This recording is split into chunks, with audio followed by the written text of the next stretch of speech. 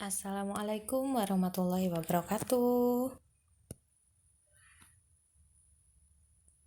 Selamat datang di channel YouTube Kismam Diary. Kali ini saya akan berbagi untuk teman-teman semuanya tentang contoh soal SKB Perawat Nurse sesuai kisi-kisi terbaru tahun 2021. Kali ini temanya tentang prinsip etika keperawatan. Pertama, saya jelaskan dulu tentang prinsip etika keperawatan, yaitu ada 7. Yang pertama yaitu autonomi atau otonomi, adalah menghargai hak-hak pasien dalam membuat keputusan tentang keperawatannya. Yang kedua yaitu beneficence atau berbuat baik, yang mana perawat melakukan hal yang baik sesuai dengan ilmu keperawatan dalam melakukan pelayanan. Yang ketiga non-maleficient atau tidak merugikan, tidak melakukan tindakan yang merugikan, menimbulkan bahaya, atau cedera fisik dan psikologis terhadap pasien. Yang keempat, fidelity atau menepati janji, yaitu kesetiaan dalam menjalin hubungan dan komitmen antara perawat dengan pasien maupun keluarga. Yang kelima, confidentiality atau kerahasiaan, yaitu perawat diwajibkan untuk menjaga informasi pribadi pasien. Yang keenam, veracity atau kejujuran, memberikan pelayanan kesehatan yang penuh dengan kebenaran apa adanya, tidak direkayasa, dan jujur dalam memberikan informasi.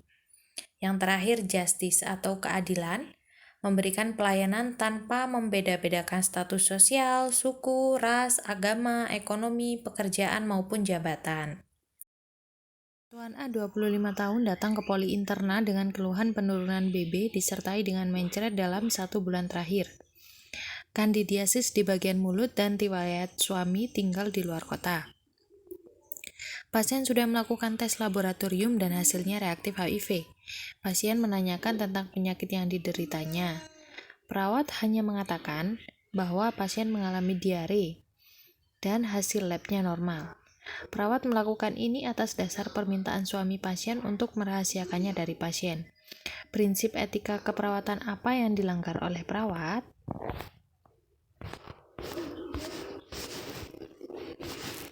Jawabannya D, veracity atau kejujuran. Soal yang kedua, di suatu desa ada kegiatan posyandu yang dilaksanakan setiap bulan sekali. Pada bulan Agustus, salah seorang perawat dari puskesmas memberikan penyuluhan tentang memberikan vitamin A untuk anak. Pada penyuluhan tersebut, perawat memberikan contoh salah satu anak yang tidak pernah diberikan vitamin A, tetapi tidak disamarkan namanya. Prinsip etik keperawatan apakah yang dilanggar oleh perawat tersebut? Jawabannya B, confidentiality. Soal yang ketiga, salah satu puskesmas sedang melakukan renovasi gedung sehingga harus melakukan modifikasi tempat pelayanan pengunjung. Tempat pelayanan kesehatan lansia ada di lantai 2 dengan tangga tanpa pengaman. Prinsip manakah yang tidak sesuai dengan kondisi ini? Jawabannya A, non-maleficient. Di ruang rawat melati terdapat 2 kelas perawatan, yaitu ruang kelas 1 dan 2. Saat dinas pagi, ada 2 pasien yang sedang membutuhkan bantuan perawat Anton. Cairan infus kedua pasien habis. Perawat sudah mengganti cairan kedua pasien tersebut. Namun, saat mengganti cairan pada pasien di kelas 2, dia tampak tidak ramah dan cemberut. Sedangkan ketika merawat pasien di kelas 1, tampak ramah dan penuh senyum. Prinsip etika apakah yang dilanggar oleh perawat tersebut? Jawabannya E, fidelity. Seorang perawat dinas pagi di ruang mawar hendak melakukan perawatan pada pasien. Pada waktu itu sudah hampir pergantian shift, sehingga perawat terburu-buru saat pemasangan NGT dan menyebabkan pasien aspirasi. Prinsip etik apa yang dilanggar oleh perawat tersebut? Jawabannya A, non-maleficient.